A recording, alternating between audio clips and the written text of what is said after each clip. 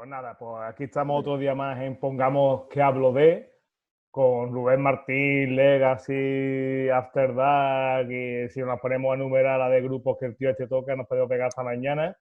Tenemos aquí a Víctor Urrutia también, Víctor, buena, y Buenas yo, Carlos tardes. Tizón, que es habitual de estas cosas. Y hoy en Pongamos que hablamos de, vamos a hablar pues de un disco, yo creo que clásico, ¿no? Del heavy metal como es Somewhere in Time de Iron Maiden. O sea que nos vamos a ir hasta el año 1986, que estos dos eran ya mayores, yo era un chavalito. Así que, pues nada, ya sabéis que el rollo de Pongamos que hablo de es que como el guión no lo mandamos nunca, pues lo que vaya saliendo. Así que venga, Rubén, tú que no que eres de los que menos hablas, Sí, ¿cómo empezaste con esto? Con este disco. madre mía. Yo es que no hablo casi nada, así es que iros preparando. Puedes echar otra cerveza Tú si vale. quieres, que te da tiempo. Bueno, pues yo qué sé, a ver, ¿qué se puede decir de este disco? Porque es un buen disco, lo primero, ¿no? Es un buen disco. Eh, Hay mucha gente que dice de él que es el mejor o que era el mejor hasta la fecha, tal. Yo no estoy de acuerdo, pero vamos, eso lo discutimos ahora. No, yo lo que recuerdo de este sobre todo es que acababan de sacar el directo, el After Death, y estaba toda la gente flipando con él, ¿no? Y entonces, claro, pusieron el listón muy alto. Venían de haber grabado obras maestras, ¿no? Y entonces en la gira del Power Slave hicieron el Live After Death y estaban ya en un nivel que era muy complicado superar. Entonces las expectativas eran enormes. Y claro, cuando hay expectativas grandes, pues puede ocurrir que te encuentres con una cosa que cumple las expectativas o que te encuentres con una cosa que a lo mejor no es lo que tú pensabas que podía ser. Pero a mí me pasó eso. Yo cuando escuché la primera vez el Somewhere in Time, me llevé, no voy a decir decepción, porque tampoco esperaba una cosa, estaba un poco a ver qué salía, pero no me entró a la primera. ¿No? Tardó, me Me entró, tiene pero no tardó. un poco la sensación de que este es el típico disco de ¿y ahora qué? ¿No? Como tú bien decías, vamos a ver una situación, ¿no? Estamos viendo Maiden saca Power Slave, que es un disco acojonante, conlleva una gira tremenda donde conquistan Estados Unidos, hacen giras por grande en estadios, graban en Los Ángeles, que es en Los Ángeles, ¿no? Donde graban el After Death, un disco que vende mogollón, el póster con la portada, lo ves apareciendo, recuerdo alguna película apareciendo el póster de la portada del After Death. Ya has llegado a la cima y ¿ahora qué? ¿No? ¿Ahora qué van a sacar? ¿Qué sacamos? Por un lado el grupo, ¿qué sacamos? Y por otro lado es los fans, ¿no? A ver qué nos traen esto, ¿no? Víctor, ¿tú cómo lo ves tú? Pues mira, a mí el disco, bueno, en aquella época, pues ya sabes, el que te llegaría un disco recién horneado, nada más salir del horno y que te llegaría inmediatamente tardaba un poquito. Las condiciones económicas cuando aquello lo impedían y tal. Y sí que yo en aquella época pues ya estaba en un momento Maiden total. Entonces, cualquier disco que ya vendría o que ya anunciasen, ya la expectativa era máxima. A mí el disco me llegó, pues fíjate, ¿qué os voy a decir yo? Yo creo que fue pues bastantes meses después de haberlo editado, que me lo regaló precisamente, mira, un compañero o un amigo de la cuadrilla del pueblo de Briviesca, me regaló la cinta original, Somewhere in Time. Y sí que es verdad que al principio ese sonido me causó un poquito de extrañeza, habían cambiado bastante las tesituras con respecto a Power Slave. Y fue un disco que, bueno, pues sí que es verdad que a medida que fui escuchándolo, porque cuando aquello sí que es verdad que cuando te entraba un disco, te metían o cogías un disco nuevo, lo empezabas a escuchar y era día sí, día tras día. Y fue un disco que al final sí me acabó entrando, pero he de reconocer que también al principio le costó un poquito. Esas guitarras que metieron, sintetizadas, esa variedad, como por así decirlo, ese cambio con respecto a Power Slave, sí que me chocó un poquito, pero bueno, al final es un disco que se acaba convirtiendo pues, para mí es en un clásico. Y, y luego sí que es verdad que era un disco que también venía con expectativas, creo yo, porque de la gira de Live After Death, yo tengo entendido que Maiden terminaron bastante quemados. incluso yo no sé si es verdad, llegó el rumor de una posible separación de la banda tras la gira aquella, que fue, como ya sabéis, fue una gira bastante agotadora. Sí, Y, estaba la cosa jodida, sí. De hecho, sí, al hilo, sí, al hilo de lo que dices, de hecho, en este disco hay gente que no aparece. Me refiero a la hora de componer, está, está sí, prácticamente Bruce hecho a Dickinson medias. creo que no Los Dickinson aparece, no aparecen. efectivamente, Y eso Dave es. Murray aparece por ahí de refilón. Entonces está prácticamente Sí, hecho entre Steve Harris y Adrian y Smith. Alan Smith, Yo creo que terminarían un poquillo efectivamente. cansados. El Un Sí, tema es que poquito. sí, sí. Dickinson siempre ha sido un poco con Maiden, ¿no? Yo no sé si habéis leído la autobiografía de Dickinson, que Sí, sí, sí, estas que se leen en 2 días, porque la verdad es que es muy interesante, ¿no? Y yo la sensación que terminé cuando la leí es que Dickinson es un poco sí, así, ¿no? Le costaba un poco aceptar que al final Maiden es la banda de Harris, ¿no? Y era un sí, poco... Y yo creo que la aceptó a última hora, ¿no? Cuando vio que su carrera en solitario no terminaba de despegar como él creía, Maiden sin él tampoco, y que al final la manera es estar juntos, ¿no? Pero sí es verdad que siempre, que si los aviones, que si no sé qué, por ahí yo voy aparte, que será Janis Yell, que será no sé qué. Aprovecho sí, que Emi entre comillas, ¿vale? Nos regala la grabación de unos discos en solitario y yo aprovecho para grabar mi disco en solitario y ahora resulta que quiero un sonido diferente y cuando lo tengo ahora no me gusta. No sé, a mí me da la sensación un poco de que Dickinson es un poquito, de que si Bruce Dickinson es un poquito veleta, ¿no? O por sí, la sensación que sí, me da a sí, mí sí. El leyéndola el libro, mismo, ¿verdad? vamos, Sí. que es la historia. Sí, de hecho, creo que cuenta en el mismo libro que creo que, si no recuerdo mal, que se fueron a componer a Jersey, esa isla que debe estar en mitad del Canal de la Mancha, en mitad de la nada. Y creo que en el libro comenta que incluso en mitad de las composiciones o cuando estaban intentando componer, hacer algo, que él se escapaba a hacer esgrima por ahí a Europa. Es decir, que de ese disco pasó como del agua, vamos. O sea, pasó para él como muy en cuestión compositiva, vamos. O sea que, De todas y maneras tienes razón en lo que tardaron. dices tú. No, que te Sí, decía que tardaron en hacerlo además, ¿no? Normalmente iban a disco por año y aquí tardaron un huevo sí, hasta que sí, lo sí, cierto. Fue publicaron. desde Power Slave fue 84, agosto 84 y Somewhere in Time 86, creo que fue, ¿no? Sí, 86, 86. sí. Sí, Tardaron un septiembre montón. 86 o por ahí. Ujú. Sí, sí, efectivamente. Yo Pero os voy bueno, a... Sí, sí, dime, tú dime, ya está tuvieron hablando. tuvieron la gira, la famosa gira por medio del World Slavery Tour, que yo creo que, bueno, lo que he dicho antes, ahí terminaron bastante fundidos, ¿eh?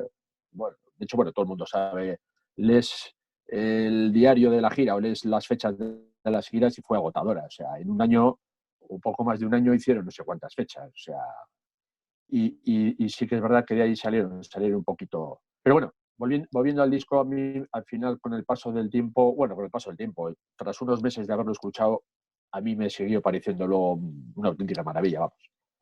Yo lo tendría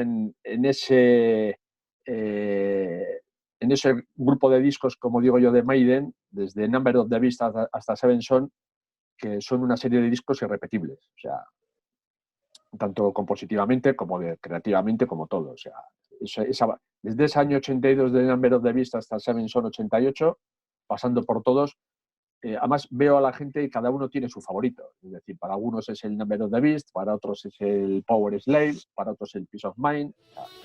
Y Somewhere in Time siempre está ahí.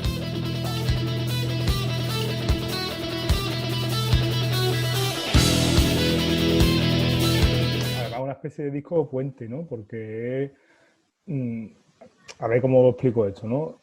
Hasta Power Slave es quizá la... A ver, siempre con el concepto de que evidentemente Maiden es heavy metal, ¿no? Y punto, ¿no? Pero es la fase un poco más heavy metal, ¿no?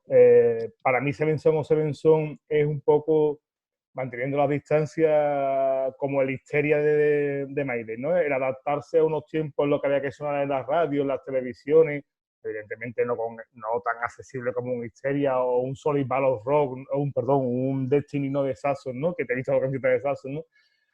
Y sin embargo, San Valentín se queda un poco ahí en medio, ¿no? Es un poco como, ni es lo antiguo, lo anterior, que son 2 años antes 3, ni sin embargo es lo posterior, se queda un poco como una isla solitaria, independiente.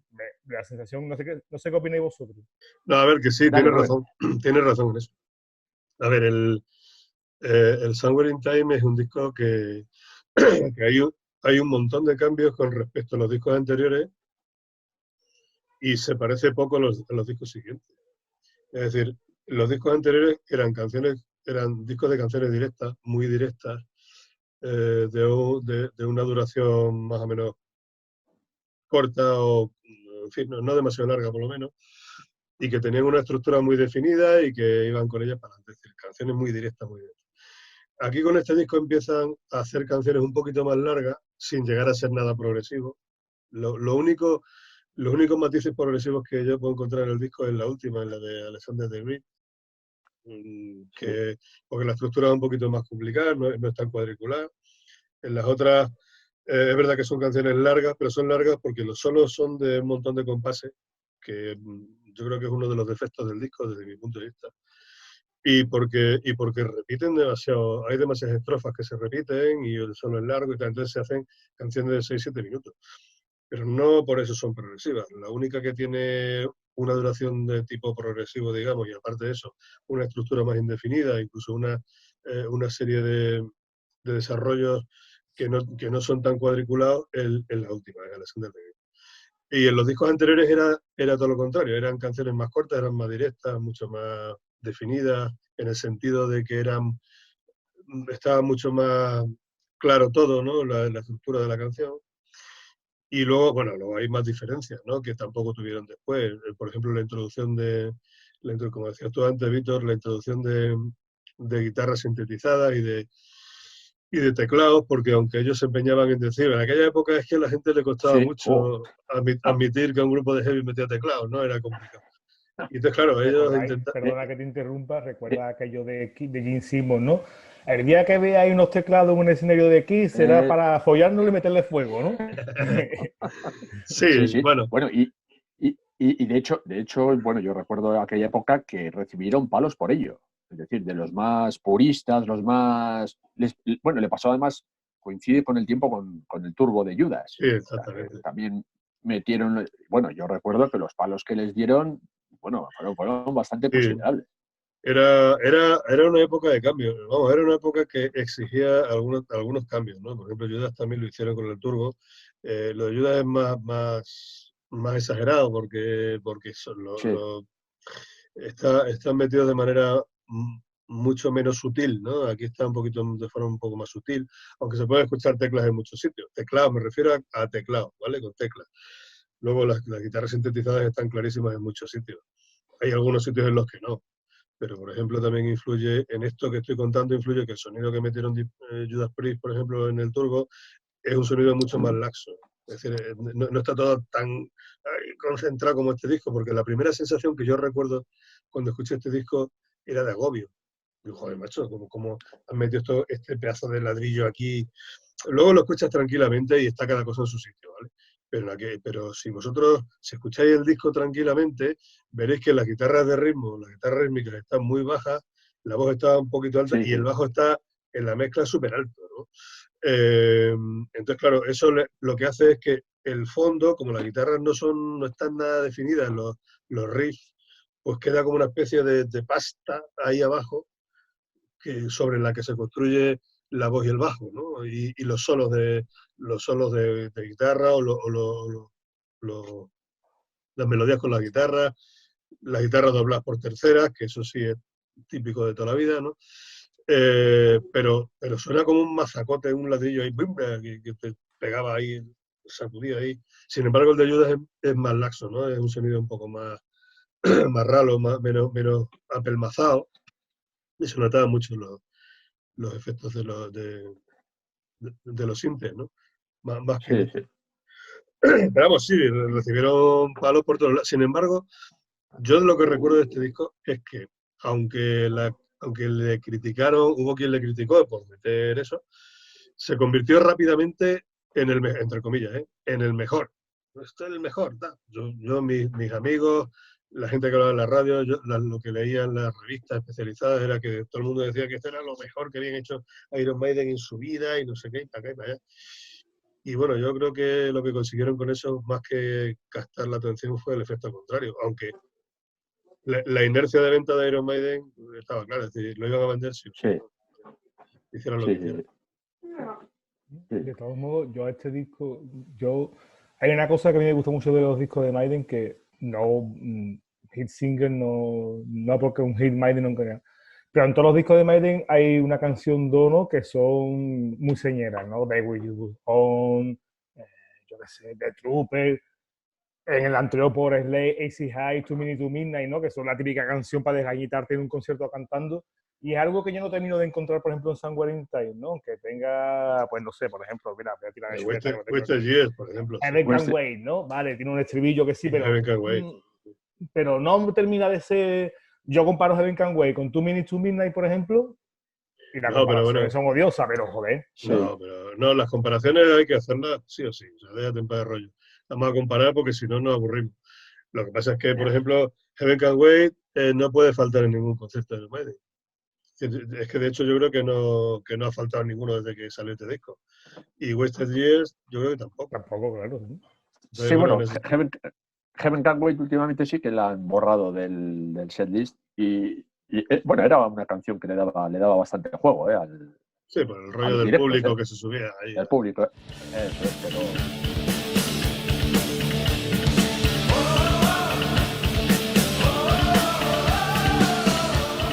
Pero bueno, Maiden siempre han sido de setlist muy fijos, o sea que...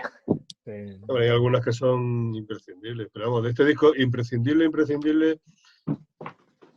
para lo que son ellos, yo creo que quizá Wasted Years, pero para mi gusto, por ejemplo, no es la mejor del disco. En este disco hay algunos temas que son mejores que Wasted Years, ¿no? Por ejemplo, ¿cómo se llama? Sea of Madness me encanta.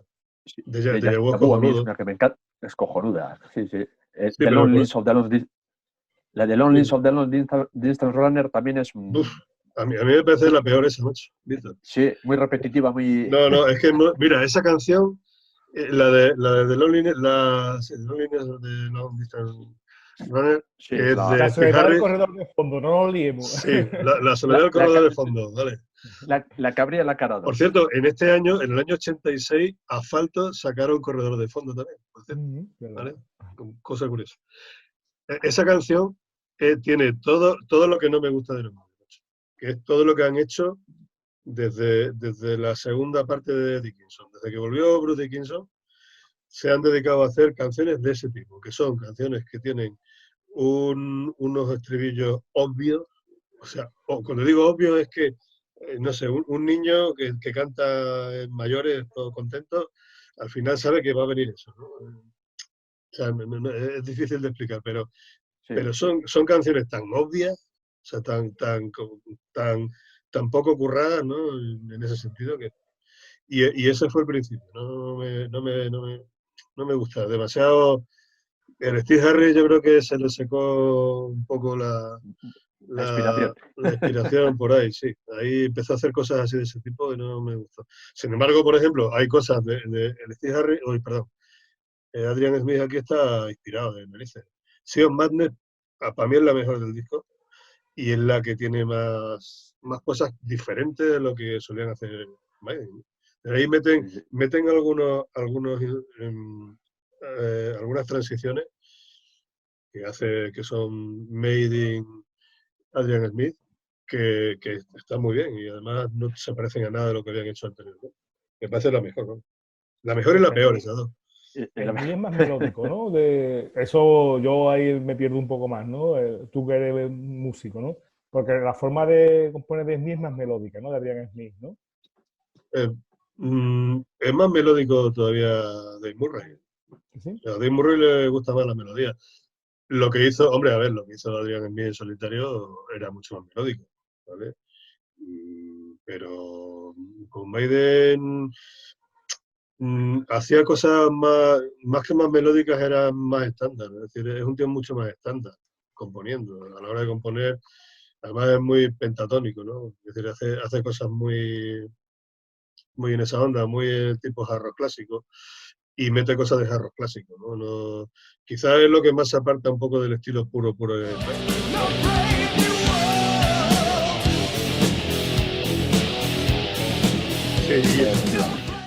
Y bueno, pues, a ver, más cosas de este disco, Carlos, que estemos Sí, mira, callados, por ¿vale? cierto, voy a aprovechar ahora que he visto a Víctor con el vinilo en la mano, que yo es curiosamente el único, no sé si, bueno, creo que es el único que tengo cinta, CD y vinilo, ¿vale? Pero, y que has dicho que lo tuviste primero en cinta, igual que yo, ¿vale? Que la tengo aquí.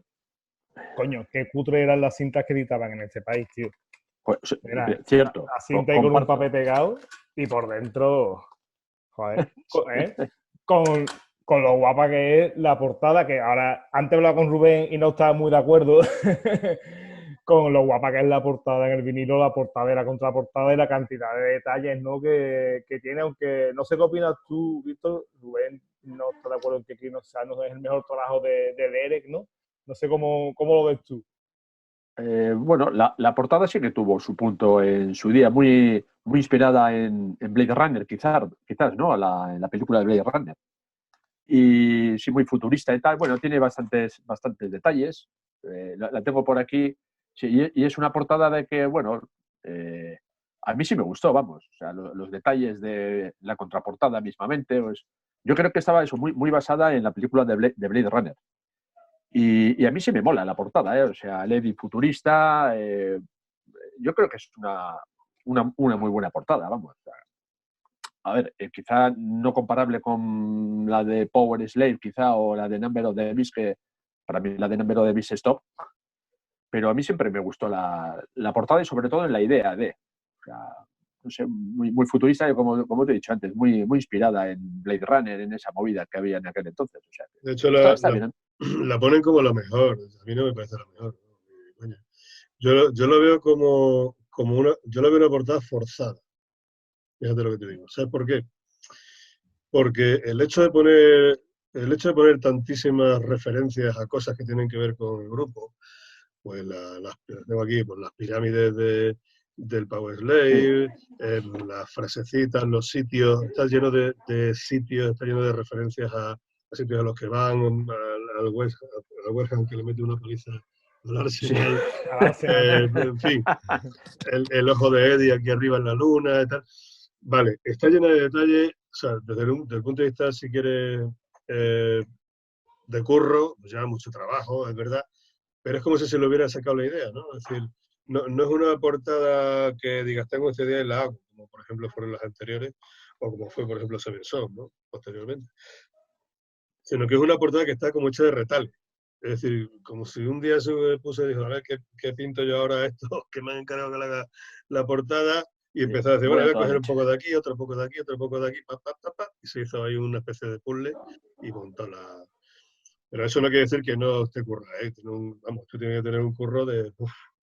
Lo que Sí, pasa es sí, que sí. tiene, a ver, la portada como tal, cuando los discos eran discos, ¿no? Y se vendían discos de vinilo con esas portadas enormes y tal.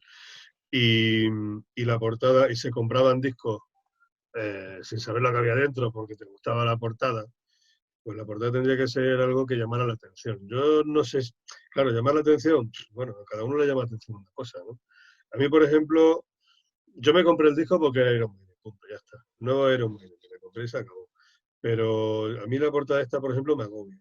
Me agobia porque Lady está en una especie de, no sé si es un pasadizo, si es una calle. Si es una calle no tiene salida. Si estos son edificios no dan a ningún sitio. Parece como que está ahí metido en una especie de no se sabe qué, ¿no? No es de noche ni es de día, es una especie de limbo ahí y tal. Cuando la vi me agobió bastante. Y cuando me puse el disco, que encima era, ya te digo, una especie de ladrillo ahí, bomba, pues me agobió más todavía. Yo creo que eso fue lo que me chocó y me echó para atrás, ¿no? Digo, no, esto qué, espérate, esto hay que comérselo despacito. Es como cuando te comes un bocata, te lo tienes que comer a bocados, ¿no? Pues lo primero que hice fue escucharlo y lo dejé ahí y digo, bueno, ya me sentaré tranquilamente a ver la portada y a escucharlo despacio, ¿no?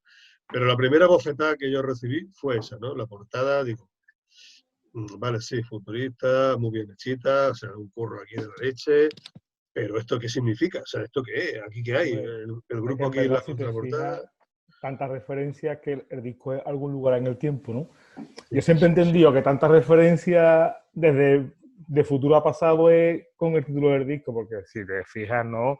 sale aquel poste de Eddie del primer disco pegado en la pared que arranca, ¿no? Cuando sale, yo qué sé, ¿no? Muchas cosas. Yo siempre he entendido, es verdad lo que tú dices, ¿no? Que te pones a pensarlo y puede parecer un batiburrillo, pero yo, desde luego, desde el primer día lo entendí, tanta referencia, ¿no? El bar que se llama Basie High, el no sé qué, el Shandor, es un lugar en el tiempo, ¿no?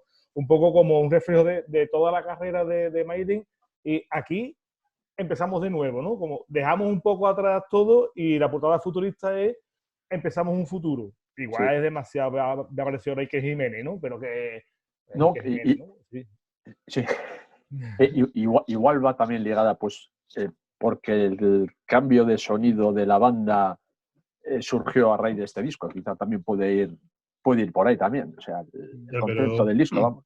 Pero ¿qué fue primero? ¿Qué fue primero? ¿El título y a raíz del título hizo el dibujo?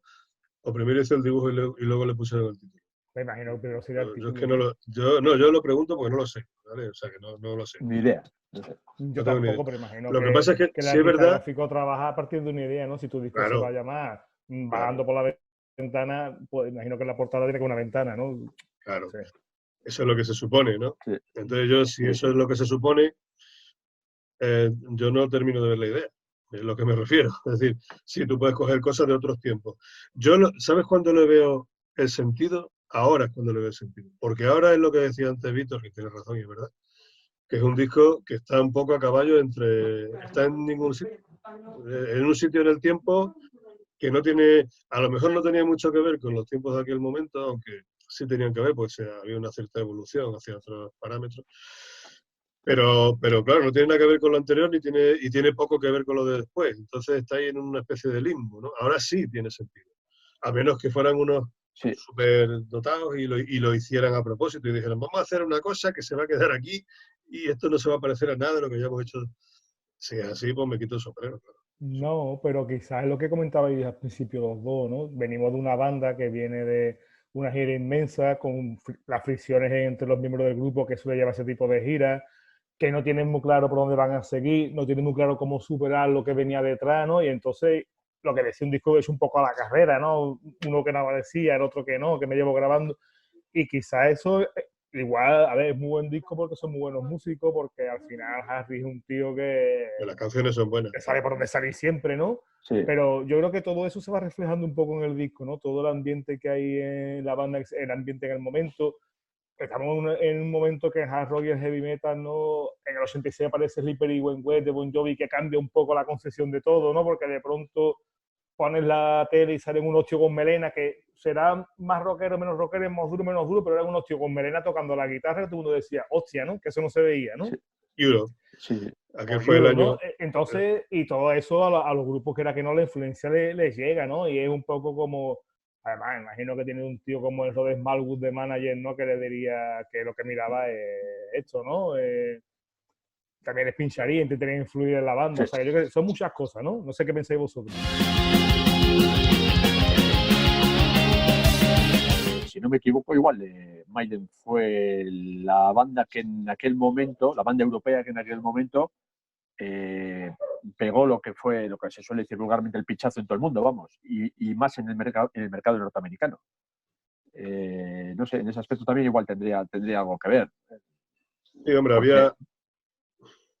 Porque en la gira de World Slavery Tour, bueno, por Estados Unidos fue un completo éxito, estuvieron encabezando también el Rock in Rio de aquella época. Entonces yo, si no me corregís, yo creo que igual era la única banda europea en aquel momento en que era más reconocida fuera de Europa, vamos. Quizá. Sí, hombre, era la época en la que empezaba a radicalizarse todo un poco, ¿no? Pues, por un lado, Metallica hicieron el Master of Puppets en aquel mismo año. 86, ¿no? Pero es verdad, salieron Europe, o sea, salieron Europe, no, quiero decir, Europe consiguieron lo que consiguieron con el Final Countdown, Bon Jovi con el Slippery, claro, entonces Cinderella sacó el primer LP, es decir, también estaba el Glam ahí un poco ya diciendo estamos aquí, se radicalizaba la escena trash, ¿no? Había en la mediados de los 80 había muchísimo trash, mucha caña burra, y por otro lado, Magnum sacaron, por ejemplo, El Vigilante, es decir, los grupos de rock melódico estaban sacando obras de arte, Journey sacaron el Racing on Radio. Además, es decir, perdona que te interrumpa, Rubén, un segundito, además estamos hablando de que, por ejemplo, Def Leppard se pegan un año o más de un año encerrado en el estudio buscando la forma. Pues, Histeria sale en el 87, Histeria, pero es que es un disco que está hecho milimetrado para funcionar en el mercado. O sea, que es que los grupos ya sabían lo que estaban buscando. Claro, estaban buscando Estados Unidos, el mercado americano. Judas Priest fue el momento de decir, vamos a saltar el mercado americano, pero Saxon, por ejemplo, hicieron el Road the Nation, que fue el primer intento. Segundo fue Destiny, los dos fracasaron por conquistar las emisoras de radio americanas, ¿no? No es lo suyo, no era lo suyo, pero bueno, estaba la gente empeñada en hacer eso, ¿no? Pero bueno, el rock melódico, el hard rock melódico estaba teniendo un auge importante, el glam también, coño, aquí en España Sangre Azul publicaron el primer EP, por ejemplo, en el año 86, ¿no? Bella Bestia, bueno, no era una especie de glam, sí, bueno, era glam, pues también sacaron Lista para Matar, que era el disco más marcadamente glam de toda su carrera, ¿no? Yo qué sé, estaban los estilos como muy definidos, ¿no? El que hacía heavy, el que hacía atrás y se notaba, y entonces estos estaban un poco ahí, pues eso, como dicen, un lugar en el tiempo, un poco una isla, a ver qué hacemos, intentando hacer algo diferente sin darle una puñalada trapera a sus fans europeos y tal, pero a la vez intentando hacer algo que pudiera calar en Estados Unidos. Podría ir por ahí los tiros. Sí, a ellos les funcionó, realmente. Bueno, ya les había funcionado con lo que te he dicho antes, ya con la gira de War Slavery Tour ya les había funcionado, pero con esto pues lo consiguieron mantener, vamos. O sea que probablemente igual ellos sin buscarlo, igual Maiden fue una banda que no buscó aquello, pienso yo, o sea, que salió por sí mismo. Claro, no, hombre, tampoco le hacía falta, quiero decir, pero eso lo sabemos después, ¿no? En aquella época Sí, yo claro. entiendo que la gente quisiera buscar nuevos mercados, pues la cosa dejaba de funcionar, ¿no? Como estaba funcionando. Pero yo creo que no le hacía falta. De todas formas, a ver, yo lo que más valoro de este disco, de este disco en concreto, lo que más valoro de todo es la capacidad de innovación. Es decir, el ser capaces de rehacerse. Es decir, hemos cerrado una etapa, como se suele hacer con casi Eso. todos los discos en directo. Cuando se graba un disco en directo se cierra una etapa, se empieza otra, normalmente, ¿no? Bueno, pues hemos grabado este disco en directo, pues echamos la rehostia. Bueno, pues en vez de seguir por este camino, que lo tenemos seguro, vamos a arriesgar y vamos a reinventarnos y vamos a hacer esto otro, ¿no? Y es yo para mí, vamos, al menos el verdadero valor de este disco, que es un disco arriesgado, que fueron capaces de hacer introduciendo cosas que sabían de antemano que iban a sentar mal a mucha gente, pero que consiguieron un buen resultado. Yo, con la perspectiva del tiempo, el disco, bueno, te acaba entrando, te gusta, bueno, coño, para mí es uno de sus discos, no es el que más me gusta, pero de los que, de la mitad para arriba, ¿no?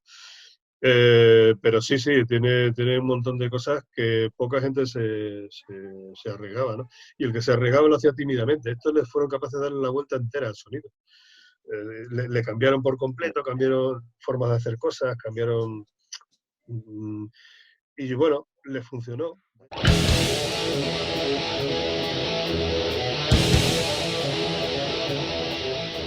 Pues nada, llevamos ya un buen rato hablando sobre Sanguinary Time y antes de ponernos más pesados de la cuenta, vamos a ir ya cortando por hoy. Así que, Víctor, ¿quieres añadir algo más sobre Sanguinary Time de los Maiden? Pues bueno, la única cosita ya que me quedaría por añadir, que es que en aquella ocasión y tras el disco se me volvieron a quedar en asuntos pendientes en directo. Es decir, con la gira de War Slavery Tour no pude ir a verles porque por edad mis padres me dijeron que nanay. Y luego con la gira del Sanguinary Time sí que tenía la edad, pero creo que Los Jodidos de Ellos fue la única vez o la única gira que no tuvieron el norte como referencia. O sea, ahí se quedaron en Barcelona y Barcelona y Madrid, pero Donosti y San Sebastián no lo tocaron. Y entonces ya Madrid me resultaba bastante lejano y no tenía dinero cuando aquello. Y se me volvieron a resistir. En aquel entonces, ya te digo, no pude verles en la gira de Sanguinary Time, aunque sí me hubiese gustado haberme bajado hasta Madrid. Y tuve que esperar ya por fin, ya sí, hasta el año 88, cuando vinieron con el famoso Monsters of Rock, que ya se hizo en Madrid, en Barcelona y en Pamplona, pues con aquel pedazo cartel que hubo en aquel entonces, con ellos, Metallica, Anthrax y Helloween. Y Y sí que Manzano, tengo, ¿no? Dijeron de todo. eso fue. Y sí que tengo esa espinita de no haberles podido pues ver tampoco en la gira del Sanguine Time. Que por cierto, no sé con quién vinieron como invitados, ¿no fueron Wasp o Rubén sabrá, lo más seguro? Sí, No pero recuerdo. no me acuerdo, no me acuerdo. No me acuerdo. En aquella gira no los vi yo tampoco. Yo sí. Eh, los vi por primera vez en el 82. Cuando tenían a Metal Beast. Sí, 83, 84 y luego ya no lo volví a ver hasta la gira de Seven Son. No lo vi. A ver, una última cosa a decir de este disco. Yo en aquella época ya, bueno, estaba liado con el bajo, era mi instrumento. Un poco, no muy en serio, pero sí estaba. Y Steve Harris era uno de mis bajistas favoritos en aquella época. Sin embargo, con este disco, pues me di cuenta de que no. O sea, el hecho de que la mezcla del bajo estuviera tan alto y que se escuchara tan bien, me di cuenta de que algunos dibujos de los que hacía no tenían sentido. No, yo decía, "¿Y por qué hace esto aquí?", ¿no? O sea, él mantiene su forma de tocar, que es típica en él, y a un músico le hace un buen músico o un gran músico, no solamente que toque bien, sino que tenga su propio sonido, que sea fácilmente identificable, ¿no? Entonces, cuando se escucha a este tío tocar, pues se sabe que es él, ¿no? Porque crea escuela. La cosa bien diferente es que lo que haga, por muy personal que sea, te llegue o no te llegue, ¿no? Entonces, a ver, él en este disco sigue tocando encima de la pastilla, sigue utilizando un Fender Precision, que todavía no tenía el Signature, ¿no? Hecho. Pero bueno, es un Fender Precision con los agudos a tope, cascando ahí en la pastilla con un ataque impresionante de mano derecha. Pero, por ejemplo, los dibujos que hace este hombre en este disco, vamos, los de antes también, lo que pasa es que los asimila y son suyos y forman parte de la canción y sin esos dibujos no sería lo mismo, ¿no? Porque es su estilo, está claro. Pero claro, analizándolo desde el punto de vista de instrumentista, no, me quedó un poco frío, ¿no? Luego, a ver, ahora mismo en este momento no es de mis bajistas favoritos, en aquella época sí, pues porque tenía muchos menos años, ¿no? Pero aquí fue cuando empecé a decir, bueno, esto se repite un poquito y además esto que hace aquí como que no tiene mucho sentido. Luego fue a peor, desde mi punto de vista fue a peor, porque luego hizo cosas que realmente, o sea, hay algunos discos que mejor no, en fin, eso para otro día, ¿no? Pero bueno, este fue el disco en el que me empezó a fallar, ¿no? Me petardeó un poco cuando lo escuché, no me gustó mucho. No me gusta mucho el bajo de este disco, más bien nada, más bien poquito.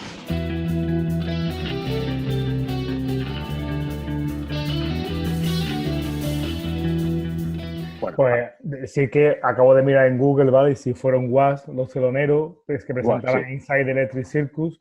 Yo en el año 87 tenía 14 años, o sea que ya subir a Madrid a verlos, ¿no? Yo la primera vez que escuché a Maiden pues tenía 12 años, había sido 2 años antes, Power Slave y After Day, que tengo que decir sobre el día After Day, que es un disco que yo he disfrutado más el VHS que el disco. Que el disco. Es más, os puedo decir que me conocía y me conozco todo y cada uno de los movimientos que Steve Harris hacía durante el concierto, porque lo he visto tantas veces, ¿no? Y Steve Harris empezaba a entender, es que los ojos se te iban hasta él, ¿no? Y es verdad que es un disco que más he disfrutado más en el VHS, que por ahí anda por casa, que en el disco. Pero bueno, no me quedo ya en un disco que no es, ¿no?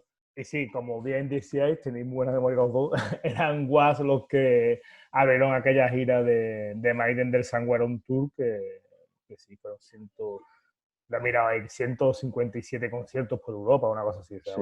una barbaridad. Sí, fue así, la mitad de conciertos que dieron con el World Slavery Tour, más o menos. Sí. Acortaron bastante porque, bueno, como he dicho antes, del World Slavery Tour salieron bastante arreglados. Demasiado, que vamos. De todas formas, en este disco está los tonos de Dickinson son altísimos, ¿eh?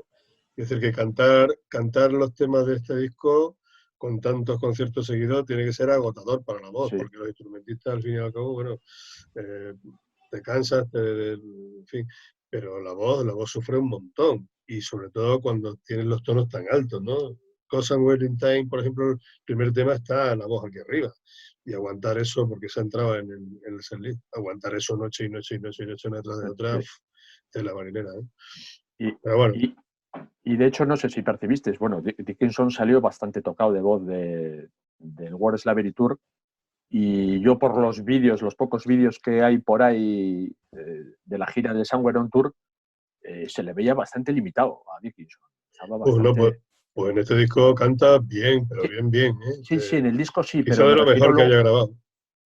En el disco sí, pero luego a la hora del directo, ya te digo, los pocos vídeos, creo que hay por YouTube, de lo poco que hay que se puede ver en directo de aquella gira, creo que es un concierto, no sé si de París, me parece, que está entero por YouTube.